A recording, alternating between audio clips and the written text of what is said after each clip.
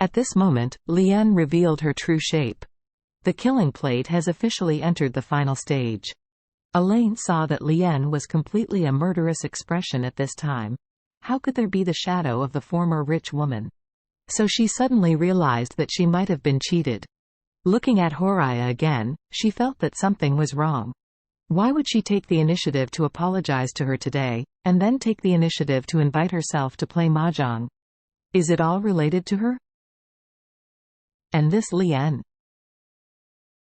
Doesn't she know how to play mahjong? Why can she win so much money from her? Thinking of this, she suddenly realized that she was probably fooled.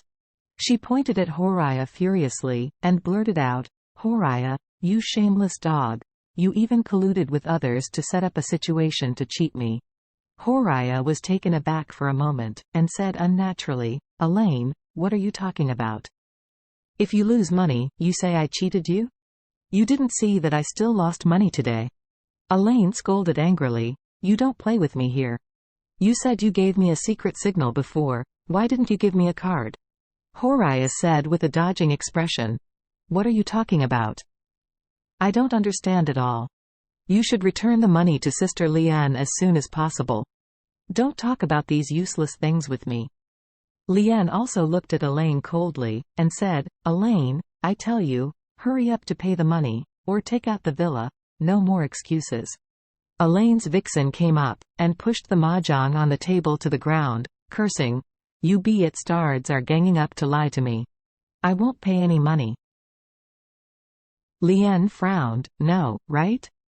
Okay, wait, I'll call my nephew over." After speaking, Lien immediately took out her mobile phone and called. When Elaine heard that her nephew was a gangster and wanted to call, she was anxious and shouted, Don't. If you have something to discuss, Sister Lien." Lien ignored her. The phone was connected quickly, and she opened her mouth and said, "My nephew, someone owes me tens of millions. Come and ask for the money. Then I will buy you a BMW." As soon as this word came out, an angry voice came from the other end of the phone. "Huh? Ergu, anyone dare to owe you the money? I think she doesn't want to hang out in Orus Hill, right? Where are you? Lead someone over immediately and see how I can clean her up." Lien hurriedly said, "Okay. I'm at Thompson First Product C11, come on." After hanging up the phone, she looked at Elaine proudly, and said with a sneer, "My nephew is coming soon. I advise you to find a way to raise money quickly, or ask your son-in-law to transfer the villa to me, otherwise, wait for him to come. You are careful not to eat." At this moment, Elaine was deeply regretful, and she wished to slap herself several times. Why is she so obsessed with money? She has to promise Horaya to come over and play mahjong with this bunch of Kuo's ladies. It's all right now, not to mention all of her net worth. She also mortgaged Charlie's villa. If Charlie is unwilling to use his villa to pay off her debts, what can she do? Thinking of this, Elaine felt desperate. At this moment, there was a sudden rush of footsteps outside. Afterwards, a burly man stepped into the door, behind him, followed by a dozen of his men, all of whom were 5 big and 3 thick, with a cold face. They were not good at first sight. As soon as he entered the door, the man made a calm face and asked in a cold voice, "FCK, who dares not pay back the money they owe my second aunt?" Lien pointed at Elaine immediately and said, "Ron, that's her." The visitor was her eldest nephew, Ron He. Ron's icy gaze fell on Elaine, and said, "Okay, don't you still owe money? Do you know who I am? Don't you want to hang out in Orus Hill?" Elaine was so scared that she trembled and said, I really have no money." Lien said coldly, "Stop talking nonsense with me, take out the villa if you have no money, let's clean it up."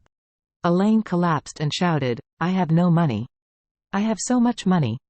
"I don't have so much money. If you kill me, you can't have it." Ron stepped forward, grabbed Elaine by the hair, and slapped her face severely. With a snap, Elaine's cheeks and nosebleeds were all drawn out. Elaine sat on the ground and yelled in embarrassment. Ron slapped her again and cursed, "DMN, give me a ha, and I will tear your mouth." Elaine was shocked, and immediately closed her mouth, looking at Ron, not even daring to let out the atmosphere. Ron kicked Elaine to the ground, stomped her face with his toes, and stomped her to the ground, and asked coldly, "I'll ask you again, why don't you pay the money?" Elaine was beaten in severe pain, and she cried and wailed, "Sister Liane, for the sake of everyone and friends, please spare me this time." Liane frowned and said, "I have only met you this time. We are not friends. Besides, what kind of friend can forgive you 55 million in debt?" Ron, who stepped Elaine under his feet, also threatened, "Old stuff, want to go wrong? Have you seen my brothers? I will let them take turns to wait for you, and then I will shoot a video. I think you should be right at your age. When it's like a wolf like a tiger, your husband is afraid it will be difficult to satisfy you, right?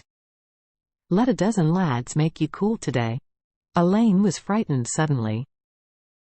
She pleaded bitterly, "Sister Liane, do you think this will work? I'll call my son-in-law and ask him to bring the housebook from the villa. You can let me go." She could see clearly.